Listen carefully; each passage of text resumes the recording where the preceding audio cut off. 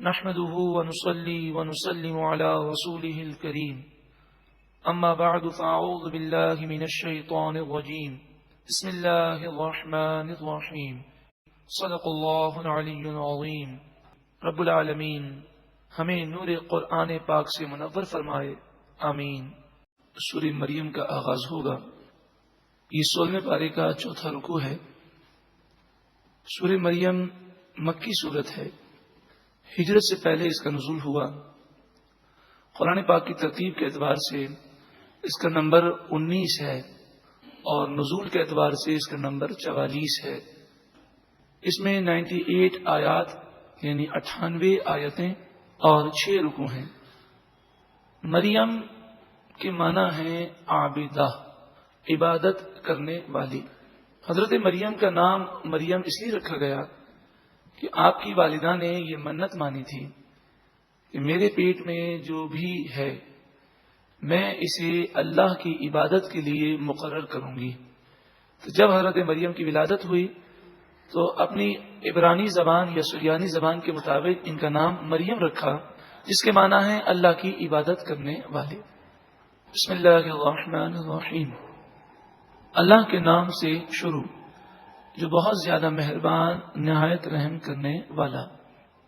کاف ہا یا عین صاد، حروف مقطعات ہیں۔ اللہ و رسولہ اعلم بمرادہ، اللہ اور اس کا رسول صلی اللہ علیہ وسلم اس کی مراد کو زیادہ جانتے ہیں۔ حدیث پاک میں ہے کہ جب جبریل امین سورہ مریم کو لے کر آئے اور آپ نے اس کی تلاوت کی، کاف، قال رسول اللہ صلی اللہ علیہ وسلم، اللہ کے رسول صلی اللہ علیہ وآلہ وسلم نے ارشاد فرمایا، علم تو، میں نے جان لیا۔ جبریل امین نے عرض کی، ہاں، آپ نے کہا علم تو، یا علم تو، عین علم تو، صاد علم تو۔ جبریل امین نے عرض کی کہ آپ نے کیا جان لیا؟ میں نے تو کچھ نہ جانا۔ عقید جہاں صلی اللہ علیہ وآلہ وسلم نے ارشاد فرمایا، جو میرے رب نے مجھے سکھایا وہ میں نے جان لیا۔ تو جبریل امین تو پیغام پہنچانے کا ایک ذریعہ ہے۔ حقیقتاً محبوب کریم صلی اللہ علیہ وسلم کو قرآن سکھانے والا اللہ رب العالمین ہے۔ الرحمن علم القرآن، رحمان عز و جل نے قرآن سکھایا۔ ذکر الرحمت ربک عبدہ زکریا، یہ آپ کے رب کی رحمت کا ذکر ہے، جو رحمت آپ کے رب نے اپنے بندے حضرت زکریا پر فرمائی علیہ السلام۔ اذ نادا ربہ نداء خفیا، جب آپ نے اپنے رب کو پکارا آہستگی سے۔ حضرت زکریا علیہ السلام حضرت مریم کے حجرے میں جب تشریف لاتے تو آپ دیکھتے کہ ایسے پھل موجود ہیں جو بے موسم کے ہیں۔ سردی کے پھل گرمی میں ہیں اور گرمی کے پھل سردی میں ہیں۔ کوئی لے کر آنے والا نہیں، باہر سے آپ تالا لگا کے جاتے اور آپ ہی تالا کھولتے۔ ایک دن فرمانے لگے، اے مریم، یہ پھل تمہارے پاس بے موسم کے پھل کہاں سے آتے ہیں؟ تو حضرت مریم نے عرض کی کہ یہ میرے رب کی طرف سے آتے ہیں۔ تو حضرت زکریا علیہ السلام کی توجہ اس طرف ہوئی کہ اولاد کا پھل لگنے کا موسم تو نہیں، کیونکہ ایک روایت کے مطابق آپ کی عمر 75 سال اور دوسری روایت کے مطابق 80 سال، یعنی یوں سمجھیے کہ آپ کی عمر 70 سال یا 75 سال سے زائد تھی۔ آپ نے خیال کیا کہ اولاد کا موسم تو نہیں ہے، اولاد کا پھل لگنے کا موسم نہیں، اور میری زوجہ وہ بھی بانجھ ہیں، لیکن جو رب بے موسم کے پھل حضرت مریم کو دے رہا ہے وہ مجھے بے موسم کا پھل یعنی اولاد اس بڑھاپے میں دینے پر بھی قادر ہے۔ آپ کا یقین تو تھا، لیکن اس واقعے نے آپ کے شوق کو بڑھا دیا اور آپ نے اپنے رب کی بارگاہ میں دعا کی۔ آپ نے تنہائی میں آہستگی سے عرض کیا، آنکھوں سے آنسو جاری ہیں، رب کی بارگاہ میں اولاد کا سوال کر رہے ہیں۔ قولا، عرض کی، ربی، اے میرے رب، انی وہن العظم منی، بے شک میری ہڈیاں کمزور ہو گئیں، واشتعل الرأس شیبا، اور میرے سر سے شعلہ چمکا، یعنی میرے جسم کے سارے بال اور سر کے بال سفید ہو گئے.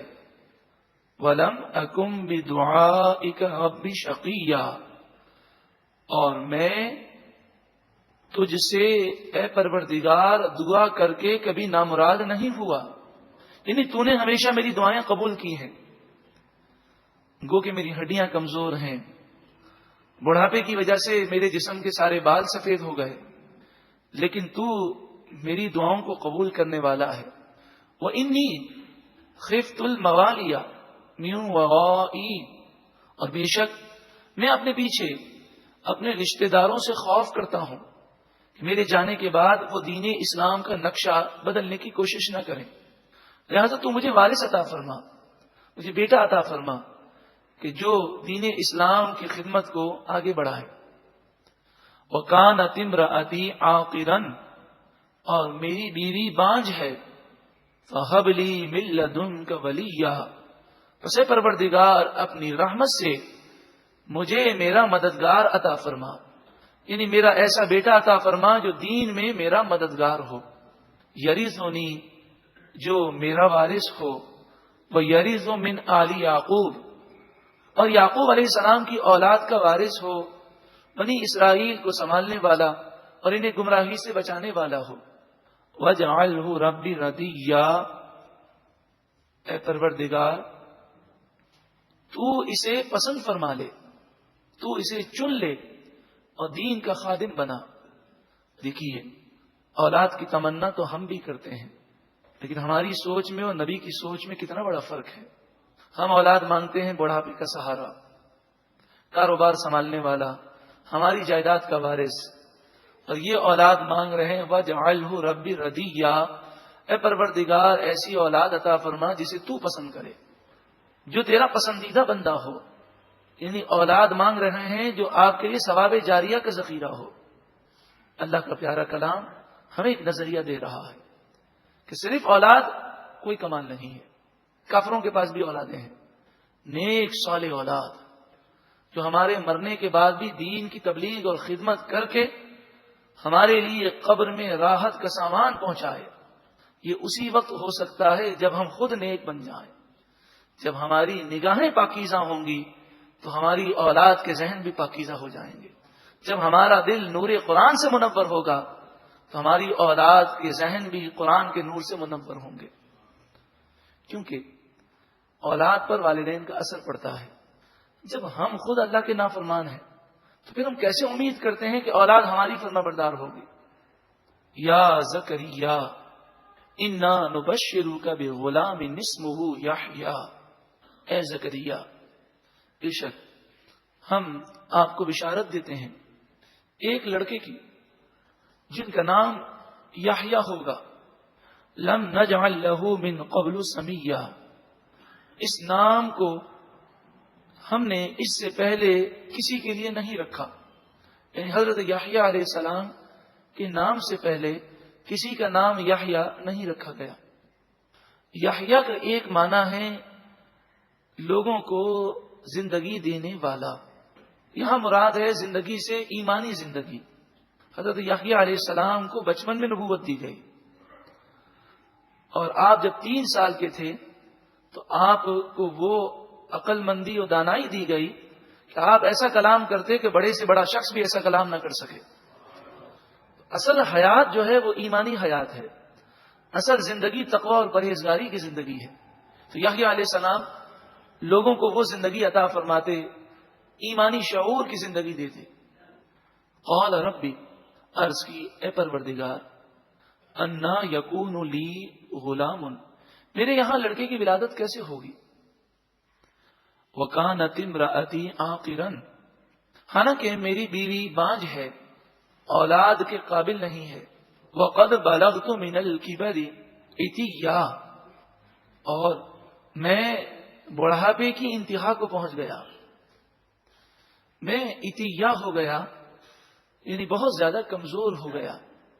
تو میں بھی اولاد کے قابل نہیں، میری بیوی بھی اولاد کے قابل نہیں، پھل کا موسم بھی نہیں، بلکہ اب تو پھل کا درخت بھی باقی نہ رہا. تو کیا ہمیں جوانی ملے گی پھر اولاد ہوگی یا اسی عالم میں؟ یہ سوال تھا. اللہ کی قدرت پر کوئی شک نہیں ہے. سوال یہ ہے کہ ہم دوبارہ جوان ہوں گے پھر اولاد ہوگی یا اسی عالم میں؟ قال کذالک، فرمایا اسی طرح اولاد ہوگی، اسی عالم میں اولاد ہوگی. قال ربک هو علی ہین، آپ کے رب نے فرمایا کہ یہ کام مجھ پر بہت آسان ہے. وقد خلقتک من قبل، آپ کا رب فرماتا ہے بے شک میں نے آپ کو اس سے پہلے پیدا کیا. ولم تک شیئا، اور آپ کوئی چیز نہ تھے، یعنی آپ کو عدم سے اللہ ہی نے وجود دیا. تو حقیقتاً پیدا کرنے والا تو اللہ تعالیٰ ہے، وہ اسباب کا محتاج نہیں ہے. وہ تو اس کی مشیت ہے کہ اس نے اسباب کو بنایا. تو بغیر ماں باپ کے جس کو چاہے اولاد دینا چاہے وہ دے سکتا ہے. اگر آپ کی عمر زیادہ ہے، آپ کی بیوی بانجھ ہے، تب بھی اللہ تعالیٰ اولاد دینے پر قادر ہے. یہ واقعہ حضرت مریم کے ذکر سے پہلے ذکر کیا گیا. یہ ذہنی طور پر سمجھنے کے لیے انسان کو تیار کیا گیا کہ حضرت مریم کے یہاں اولاد ہوئی بغیر شادی کے، بغیر نکاح کے، بغیر کسی مرد کے تعلق کے. حضرت عیسیٰ علیہ السلام بغیر باپ کے پیدا ہوئے. تو جو رب حضرت زکریا علیہ السلام کو اولاد دے سکتا ہے بغیر موسم کے اور بغیر درخت کے، جبکہ اولاد کی صلاحیتیں بھی نہیں ہے، پھر بھی وہ دینے پر قادر ہے. جو اللہ تعالیٰ آدم علیہ السلام کو بغیر ماں باپ کے پیدا کرنے پر قادر ہے، اس نے حضرت مریم کو اولاد عطا فرمائی، حضرت عیسیٰ علیہ السلام عطا فرمائے بغیر شادی کے، بغیر نکاح کے، بغیر شوہر کے. حضرت عیسیٰ علیہ السلام بغیر باپ کے پیدا ہوئے تو یہ اللہ کی قدرت سے کوئی بعید نہیں ہے. ان اللہ علی کل شیء قدیر، بے شک اللہ تعالیٰ ہر چاہت پر قادر ہے. یہ یہودیوں کا بھی رد ہے اور عیسائیوں کا بھی رد ہے.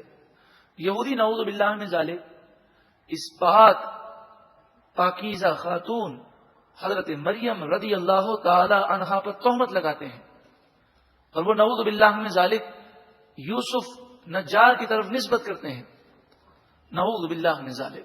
تو یہودی تو یہ خیال کر کے گمراہ و تباہ ہو گئے، اور عیسائیوں نے کوئی تہمت تو نہ لگائی، لیکن وہ یہ کہنے لگے کہ بغیر باپ کے کوئی کیسے پیدا ہو سکتا ہے. لہذا حضرت عیسیٰ علیہ السلام کا باپ اللہ تعالیٰ ہے نعوذ باللہ من ذالک، اور عیسائی حضرت عیسیٰ علیہ السلام کو اللہ کا بیٹا سمجھنے لگے. دونوں کا رد ہے. عیسیٰ علیہ السلام نہ خدا کے بیٹے ہیں اور نہ ہی حضرت مریم نے کوئی غلط کام کیا ہے، بلکہ اللہ تعالیٰ نے اپنی قدرت کاملہ سے بغیر باپ کے حضرت عیسیٰ علیہ السلام کو پیدا کیا، جیسے حضرت آدم علیہ السلام کو ماں باپ دونوں کے بغیر پیدا کیا. قال، عرض کی، رب اجعل لی آیہ، اے پروردگار مجھے کوئی نشانی عطا فرما کہ جب میری زوجہ حاملہ ہوں، امید سے ہوں، تو وہ وقت مجھے پتہ چل جائے تو فوراً میں زیادہ تیری عبادت کروں اور زیادہ تیرا شکر ادا کروں. کتنا پیارا درس ہے، کتنی پیاری سوچ عطا کی جا رہی ہے کہ بچے کی ولادت تو بعد میں ہوگی، مجھے یہ پتہ چل جائے کہ اس نعمت کی ابتدا ہو گئی تو میں اسی وقت تیرا شکر بجا لاؤں اور ایک لمحہ میں تاخیر نہ کروں. ایسا کرم کر دے. اس میں نظریہ ہے، کانسیپٹ دیا جا رہا ہے کہ جب اللہ کی نعمت ملے تو ناشکری کرنے اور گناہ کرنے کے بجائے شکر زیادہ کرنا چاہیے. لئن شکرتم لازیدنکم، اگر تم میرا شکر کرو گے تو میں تمہیں اور زیادہ نعمت عطا فرماؤں گا. قال آیتک اللہ تکلم الناس ثلاث لیال سویہ، فرمایا آپ کی نشانی یہ ہے کہ آپ درست ہونے کے باوجود، سویہ کے معنی بالکل درست، آپ کی زبان میں کوئی خرابی نہیں ہوگی، اس کے باوجود 3 دن تک آپ لوگوں سے کلام نہیں کر سکیں گے. مفسرین فرماتے ہیں کلام سے مراد یہ ہے کہ دنیاوی گفتگو نہیں کر سکیں گے. ہاں جب آپ اللہ کا ذکر کرنا چاہیں گے تو زبان کھل جائے گی. تو لوگوں سے آپ اشارے سے بات کر کے انہیں سمجھائیے گا کہ وہ بھی اللہ کی یاد کریں، آپ بھی 3 دن خوب اللہ کی عبادت کر کے خوب اللہ کا شکر ادا کریں. پھر جب وہ وقت آیا، حضرت زکریا علیہ السلام اپنے محراب میں، محراب سے مراد وہ محراب نہیں جو آج کل بنائی جاتی ہے، کیونکہ یہ محراب جو امام کے کھڑے ہونے کی جگہ پہ بنائی جاتی ہے یہ نہ تو حضور کے دور میں تھی، یہ بعد میں ایجاد کی گئی ہے، مگر چونکہ شریعت کے خلاف نہیں ہے لہٰذا اس میں کوئی حرج بھی نہیں ہے. کیونکہ بدعت کی تعریف یہ ہے کہ رسول اللہ صلی اللہ علیہ وآلہ وسلم یا اگر کوئی کام نہ کیا، وہ کام اگر بعد میں ایجاد کیا جائے اور وہ حضور کی شریعت کے خلاف ہو تو بدعت ہے، ورنہ وہ بدعت سیئہ نہیں ہے۔ تو مینار بھی حضور کے دور میں نہ تھے، محراب بھی حضور کے دور میں نہ تھی، بعد کی ایجاد ہے، مگر چونکہ یہ شریعت کے خلاف نہیں، شریعت کے کسی اصول سے ٹکراتی نہیں، لہذا یہ بدعت سیئہ نہیں ہے۔ یہاں جو محراب کا ذکر آئے گا، اس سے مراد وہ ہے کہ بیت المقدس کے ارد گرد حجرے بنے ہوئے تھے، کمرے بنے ہوئے تھے، جس میں عبادت کے لیے لوگ جب جاتے، جیسے ہمارے یہاں اعتکاف کرتے ہیں تو پردے لگا دیتے ہیں، تو وہ جب مسجد اقصی میں بیت المقدس میں اعتکاف کرتے تو دروازہ بند کر لیتے اور تنائی کے اندر بیٹھ کر خوب اللہ کی عبادت کرتے۔ تو اس طرح کے کمرے تھے۔ ایک کمرہ حضرت زکریا علیہ السلام کا تھا، جسے محراب کہا گیا۔ تو حضرت زکریا علیہ السلام جب عبادت میں ہوتے اور کئی دنوں تک آپ کا یہ معمول تھا، اور لوگ کئی دنوں تک آپ کا انتظار کرتے کہ آپ باہر نکلیں گے اور ہمیں واضح و نصیحت فرمائیں گے، لوگ انتظار کر رہے تھے، آپ باہر نکلے۔ فخرج على قومه من المحراب، بس آپ عبادت کے حجرے محراب سے اپنی قوم کے سامنے باہر نکلے، اور قوم کو تبلیغ دین کرنے کے لیے زبان کھولنا چاہیے، لیکن زبان لوگوں سے باتیں کرنے کے لیے رک گئی۔ پھر آپ نے اللہ کا ذکر کیا تو زبان چلنے لگی، تو آپ سمجھ گئے کہ وہ نشانی آ گئی۔ فَأَوْحَىٰ إِلَيْهِمْ، بس آپ نے لوگوں کی طرف اشارہ کیا، ان سبحوا بکرۃ وعشیٰ، کہ تم صبح و شام اللہ کی تسبیح بیان کرو اور خوب اللہ کی عبادت کرو۔ پھر آپ 3 دن تک اللہ کی عبادت کرتے رہے۔ حضرت یحییٰ علیہ السلام کی جب ولادت ہوئی اور جب آپ 2 سال کے تھے تو آپ پر پہلی وحی کا نزول ہوا، 2 سال کی عمر میں۔ بعض لوگ جو ہر بات کو اپنی عقل پر تولتے ہیں، وہ بسا اوقات گمراہ ہو جاتے ہیں۔ قرآن حدیث کی کوئی بات عقل کے خلاف نہیں ہے، مگر ہماری عقلیں ناقص ہیں، کبھی کبھی ہم بعض چیزوں کو نہیں سمجھ سکتے۔ اگر ہم قرآن حدیث کی بات سمجھ جائیں تو یہ ہماری سعادت ہے، اور اگر کوئی ہماری ناقص عقل میں نہ آئے تو یہ ہماری عقل کا قصور ہے۔ تو اس موقع پر مغربی جو مفکرین کہلاتے ہیں، کافر ہیں، یہ جو دہریہ قسم کے ہیں، یا جو مسلمان ہیں لیکن بہت زیادہ ہر چیز میں اپنی لاجک اور عقل کو دخل دینے لگتے ہیں، تو وہ یہاں کنفیوز ہو جاتے ہیں اور کہتے ہیں 2 سال کا بچہ، اس پر وحی کیسے نازل ہو سکتی ہے؟ یہ بڑے نادان لوگ ہیں۔ قرآن مجید فرقان حمید میں اس بات کا ذکر ہے کہ عیسیٰ علیہ السلام نے بچپن میں ماں کی گود میں کلام کیا، دودھ پیتے ہوئے، تو اس بات کو کیا ہم انکار کر دیں گے؟ اگر اس بات کا انکار کرے گا تو کافر ہو جائے گا۔ تو یہ کوئی باتیں عقل سے ماورا نہیں ہے۔ ان اللہ علی کل شیء قدیر، اللہ تعالیٰ ہر چاہت پر قادر ہے۔ اگر بچہ 3 سال 4 سال کے بعد بولنا سیکھ جاتا ہے اچھی طرح، تو وہ بھی کون سکھاتا ہے اسے؟ اللہ تعالیٰ۔ اللہ نہ چاہے تو بچہ بول نہ سکے۔ کئی گونگے پیدا ہوتے ہیں، کئی لوگوں کی زبانوں میں لکنت ہوتی ہے، کئی ایسے بچے ہوتے ہیں کہ جو ایب نارمل ہوتے ہیں، کئی ایسے ہوتے ہیں کہ بظاہر بالکل صحیح ہوتے ہیں، لیکن ڈاکٹر یہ کہتے ہیں کہ ان کا دماغ جو ہے وہ اس کی گروتھ جو ہے بہت کم ہے، تو جسم تو ان کا 20 سال کا ہے، دماغ جو ہے 2 سال کا ہے۔ تو اللہ تبارک و تعالیٰ جب اس پر قادر ہے کہ ایک بچہ 20 سال کا ہو گیا، اس کا دماغ 2 سال کا رہ گیا، اس کی عقل، وہ اس پر بھی قادر ہے کہ بچہ 2 سال کا ہو اور اسے اللہ تعالیٰ 20 سال والی یا 40 سال والی عقل عطا فرما دے۔ ان اللہ علی کل شیء قدیر، بے شک اللہ تعالیٰ ہر چاہت پر قادر ہے۔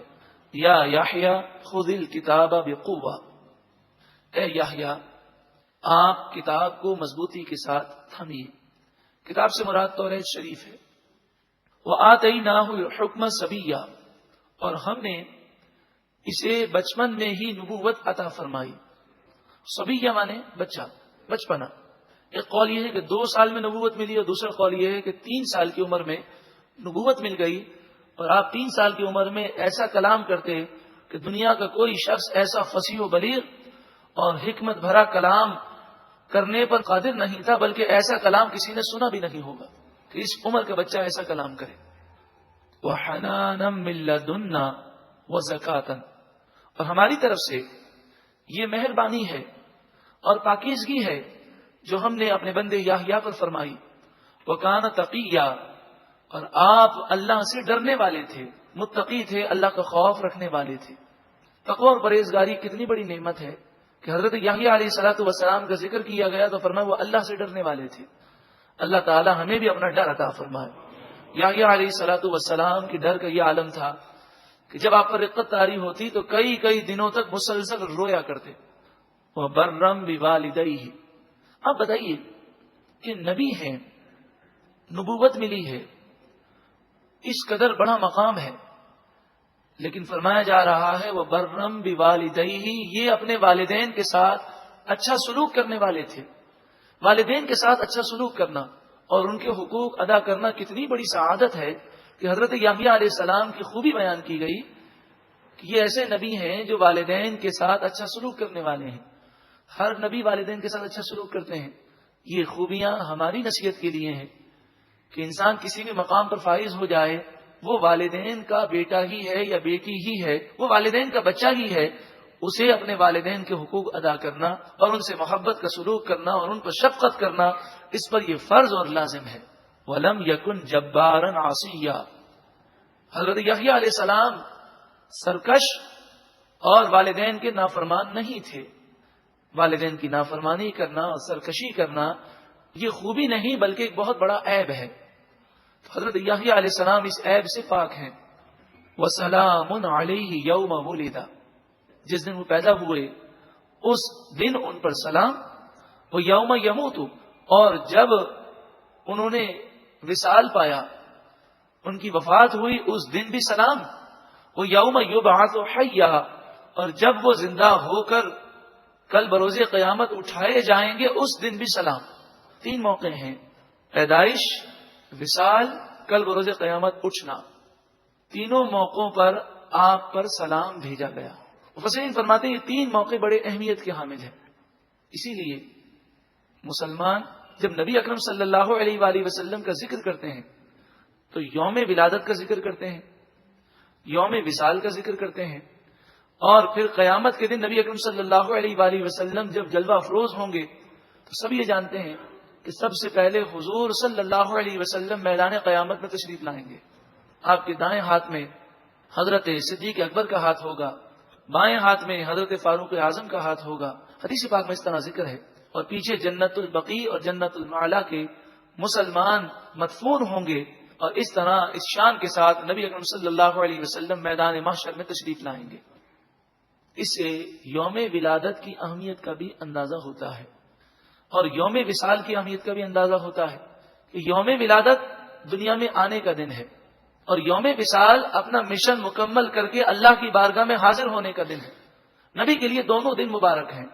جب دنیا میں آئے تو ان کا آنا مبارک ہے، اور جب وہ مشن مکمل کر چکے اللہ کی بارگاہ میں جانا اور اللہ سے ملاقات کرنا وہ بھی مبارک ہے. ہاں، ہم لوگوں کے لیے ان کی جدائی ایک غم کا دن ہے، مگر غم پر معاملہ یہ ہے کہ 3 دن سے زیادہ سوگ منانا جائز نہیں، اور ولادت کی خوشی وہ تا قیامت منائی جا سکتی ہے، مگر شریعت کے دائرے میں رہ کر ولادت کی خوشی منانے کا حکم ہے.